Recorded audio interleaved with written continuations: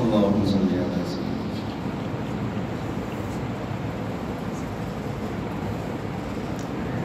نحمده ونصلي على رسوله الكريم أما بعد فأعوذ بالله من الشيطان الرجيم بسم الله الرحمن الرحيم إن هذا القرآن يقص على بني إسرائيل أكثر الذي هم فيه يختلفون صدق الله العظيم. توجہ فرمائیں سورہ نمل آیت نمبر 76. اللہ تعالیٰ فرماتے ہیں ان هذا القرآن يقص على بنی اسرائیل. فرمایا کہ بے شک یہ قرآن پاک بیان کرتا ہے بنی اسرائیل پر اکثر الذی هم فیہ یختلفون، اکثر وہ باتیں کہ جن کے اندر یہ اختلاف کرتے ہیں.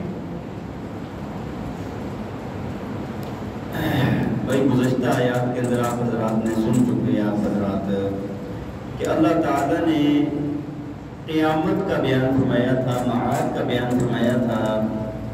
آج کی آیات میں اللہ تعالیٰ نے قرآن کی حقانیت کا بیان فرمایا ہے.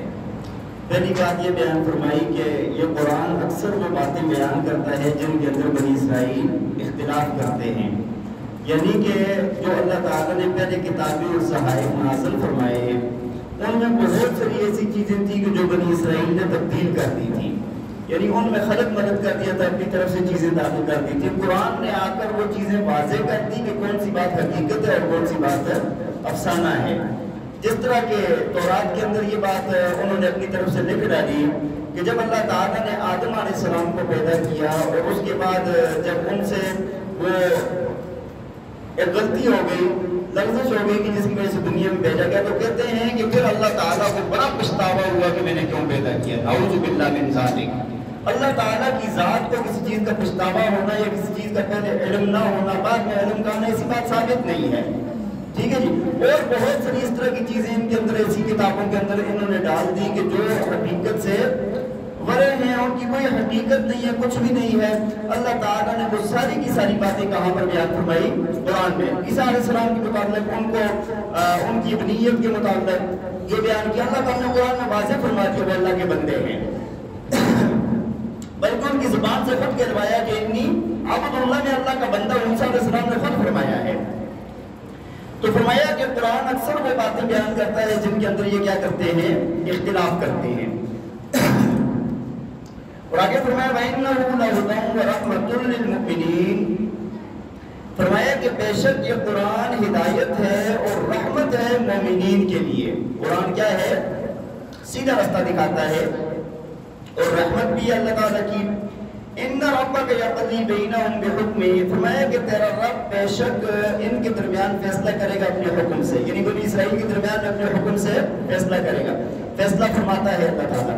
دیکھیں دنیا کے اندر علمی فیصلہ تو ہو گیا ہے، یہ حقیقت کیا اور افسانہ کیا ہے. اللہ تعالیٰ نے قرآن نازل کر کے اس کے اندر ہر چیز واضح فرما دی. اور آخرت میں یہاں پر جو نہیں مانیں گے آخرت میں جا کر بھی پھر اللہ تعالیٰ فیصلہ فرمائیں گے، اس کی سزا ملے گی ان کو. وَهُوَ الْعَزِيزُ الْحَكِيمُ. فرمایا کہ وہ اللہ زبردست ہے، غالب ہے اور علم والا ہے. وہ یہ ایک تو ہر بات جانتا ہے، دوسرا وہ اللہ ایسا قوی ایسا طاقتور ہے کہ ہر ایک کو ٹوٹ سکتا ہے، پکڑ سکتا ہے.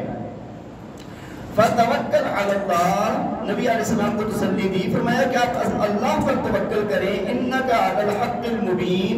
فرمایا بے شک آپ واضح حق پر ہیں، یعنی آپ کو ان کی وجہ سے کوئی پریشانی نہیں ہونی چاہیے، آپ پہ حق پر ہیں. آگے فرمایا إِنَّكَ لَا تُسْمِعُ الْمَوْتَىٰ وَلَا تُسْمِعُ الصُّمَّ الدُّعَاءَ إِذَا وَلَّوْا مُدْبِرِينَ. فرمایا کہ بے شک آپ مردوں کو نہیں سنا سکتے اور آپ گنگوں کو بہروں کو نہیں سنا سکتے دعا اپنی پکار اذا وَلَّوْا مُدْبِرِينَ کہ جب کہ وہ پیٹھ پھیر کے جا رہی ہیں.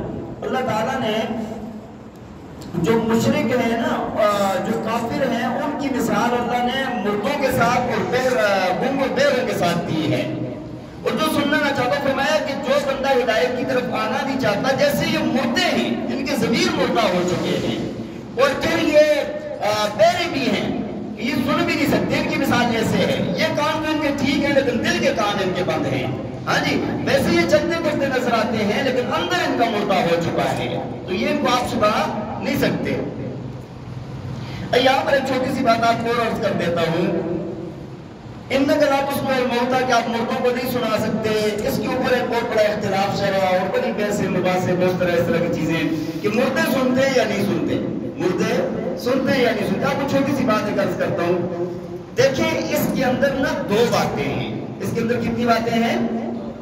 ایک ہے نبی پاک صلی اللہ علیہ وسلم کے متعلق کہ آپ سنتے یا نہیں سنتے، اور دوسرا عام مردوں کے متعلق۔ ایک بات اتفاقی ہے، دوسری اختلافی ہے۔ پہلی بات اتفاقی ہے کہ نبی پاک صلی اللہ علیہ وسلم کی قبر مبارک کے پاس جا کے کوئی بندہ درود و سلام پڑھتا ہے تو نبی علیہ السلام اس کو سنتے ہیں۔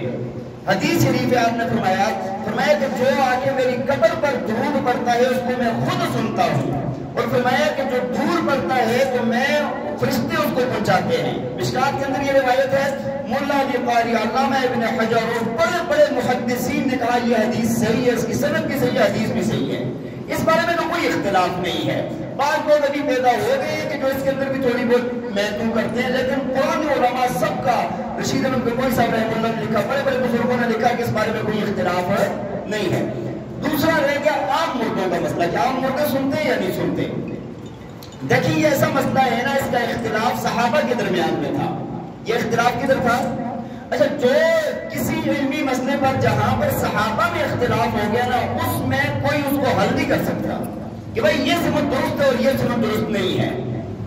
اب جس طرح اماں عائشہ رضی اللہ تعالیٰ عنہا اور بعض دیگر صحابہ کو کہتے تھے کہ مردے نہیں سنتے، مردے نہیں سنتے، اور اس طرف سے دوسرے حضرت عبداللہ بن عمر، حضرت عمر اور حضرت عبداللہ بن عباس رضی اللہ عنہ کا ایک قول، حضرت ابو ہریرہ اور بڑے بڑے حضرات یہ کہتے تھے کہ مردے سنتے ہیں، مردے۔ بات سمجھ آ رہی ہے کہ نہیں؟ اب یہ اختلاف کس کے اندر ہو گیا؟ صحابہ میں ہو گیا۔ اور جو اختلاف صحابہ میں ہو جاتا ہے نا، اس میں اگر کوئی بندہ ایک صحیح سمت قائم کرے کہ نہیں جی یہ ٹھیک ہے، دوسرے کو چھوڑ کے یہ ٹھیک نہیں ہے، ایسے ہو نہیں سکتا۔ اور ان کے پاس دلائل جو کہتے تھے وہ سنتے ہیں، ان کے پاس دلائل بھی تھے، جو کہتے ہیں نہیں سنتے ان کے پاس بھی دلائل ہے۔ نبی پاک صلی اللہ علیہ وسلم جب غزوہ بدر ہوا نا، غزوہ بدر کے بعد کفار مارے گئے اور ان کو ایک گڑھے کے اندر پھینکا گیا سب کو۔ نبی علیہ السلام نے وہاں پر اوپر کھڑے ہو کر فرمایا کہ جو اللہ نے ہمارے ساتھ وعدہ کیا تھا ہم نے تو سچ پایا ہے، کیا تم نے اپنا اللہ کا وعدہ سچ پایا کہ نہیں پایا؟ حضرت عمر رضی اللہ عنہ نے کیا رسول اللہ یہ تو مردے ہیں، یہ تو سنتے نہیں ہیں، یہ کیسے سنیں گے؟ فرمایا عمر تم سے زیادہ سنتے ہیں لیکن جواب نہیں دے سکتے، تم سے زیادہ سنتے ہیں لیکن جواب ہے۔ امام بخاری رحمہ اللہ تعالی علیہ نے مردوں کے سننے نہ سننے پر باب قائم فرمایا، اور اس باب کے اندر احادیث تو موجود ہیں، لیکن ایک بات جو باب قائم کیا ہے نا، باب یہ قائم کیا ہے کہ مردہ جو دفنانے والے ہیں ان کے پاؤں کی آوازوں کی آہٹ کو سنتا ہے۔ ویسے جیسے وہ لوٹتے ہیں نا، یہ حدیث ہے باقاعدہ کہ جب مردے کو دفنایا جاتا ہے جیسے وہ لوٹتے ہیں تو وہ ان کے پاؤں کی آہٹ کی آواز کو سنتا ہے۔ ٹھیک ہے جی، اس طرح یہ دونوں طرف دلائل ہیں، دونوں طرف دلائل ہیں۔ تو جو اس کے اندر کوئی ایسا نہیں ہے کہ اس کے اوپر بڑے بڑے جھگڑے یا لڑائیاں یا مناظرے، جب صحابہ میں اختلاف ہو گیا بات ختم ہو گئی بھائی، اب تم جس کا جی جاتا ہے اگر اس طرف مائل ہے۔ اب آپ دیکھیں نا، میں آپ کو بتاتا ہوں، رشید احمد گنگوئی صاحب رحمہ اللہ فرماتے کہ مردے نہیں سنتے، اور قاسم نانوتوی صاحب رحمہ اللہ تعالیٰ علیہ فرماتے تھے مردے سنتے ہیں۔ مردے کیا کرتے ہیں؟ اور دونوں بڑے چوٹی کے علماء ہیں دیوبند کے، ایک شیخ کہہ رہے ہیں، حضرت کہہ رہے ہیں، اور آپس میں کوئی اختلاف، آپس میں کوئی لڑائی جھگڑا نہیں ہے، کوئی فتوے نہیں ہے۔ اور آج ہمارے کیا ہوتا ہے کہ بھائی اگر اختلاف ہو گیا تو ایک دوسرے کے اوپر فتووں کی اچھال کر دیتے ہیں۔ ہمارا یہ چیزیں موجود ہیں۔ یہاں پر اللہ تعالیٰ نے کفار کو مردوں کے ساتھ تشبیہ دی ہے، جس طرح مردہ نہیں سنتا اس طرح یہ لوگ بھی نہیں سنتے، اور مردہ اگر سنتا ہے تو جواب ہے، مطلب اس کو پھر اگر اس کو سنایا جائے تو اس کو کوئی فائدہ بھی، مردوں کو کوئی فائدہ ہے؟ ہاں ایک چیز مردوں کے سننے کے بارے میں تو اختلاف ہے، لیکن ایک چیز بعض لوگ کیا کرتے ہیں، مردوں کو جا کر وہاں پر حاجت روائی اور مشکل کشائی کے لیے پکارتے ہیں، یہ شرک ہے، اس کے اندر بھی کسی کا اختلاف نہیں ہے۔ جو مردوں سے جا کے اپنی حاجات مانگتا ہے نا، چاہے وہ نبی ہے، ولی ہے، کوئی بھی ہے، اگر ان سے اپنی حاجات مانگتا ہے تو وہ بندہ مشرک ہو جاتا ہے۔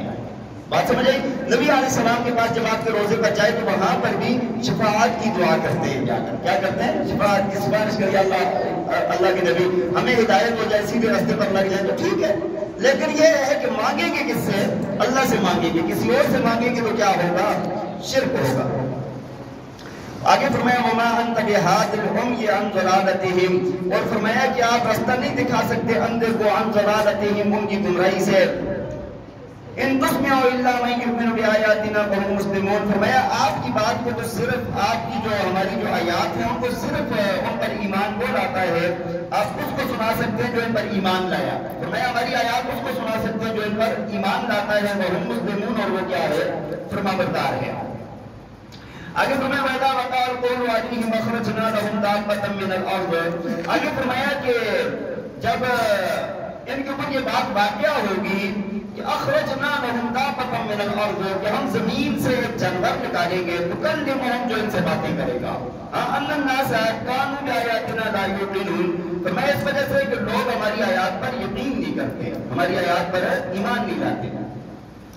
دیکھیں قیامت کی نشانیاں ہیں بہت ساری، جس طرح احادیث کی کتابوں میں موجود ہیں، جس طرح دجال کا آنا، حضرت عیسیٰ علیہ السلام کا نزول، اور پھر اس طرح خسف کا واقعہ ہونا، زمین سے آگ کا نکلنا، اور پھر اس کے علاوہ ایک یہ بھی ہے دابۃ الارض، کے زمین سے ایک جانور نکلے گا جو انسان سے باتیں کرے گا، جو انسان سے کیا کرے، بتائے گا یہ منافق ہے، یہ مسلمان ہے، یہ ایسا ہے، یہ ایسا ہے، وہ بتائے گا، وہ جانور کیا کرے گا، بتائے گا. یہ بھی قیامت کی نشانیوں میں سے ایک نشانی ہے. لیکن جب یہ جانور آئے گا اس کے بعد کسی کا اس طرح ایمان لانا اس کی بات قابل قبول نہیں ہوگی. اب وہ کہے نا کہ میں پکا مسلمان ہو جاؤں گا، ایسی بات اب قابل قبول نہیں ہوگی.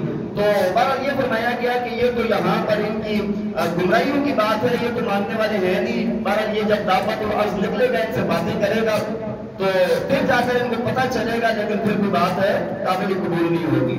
بعض رات فرماتے ہیں کہ یہ احد پہاڑ سے غالباً کہ واقع پھٹے گا اور پھر اس سے یہ جانور نکلے گا. اللہ تعالیٰ ہمیں عمل کرنے کی توفیق عطا فرمائے.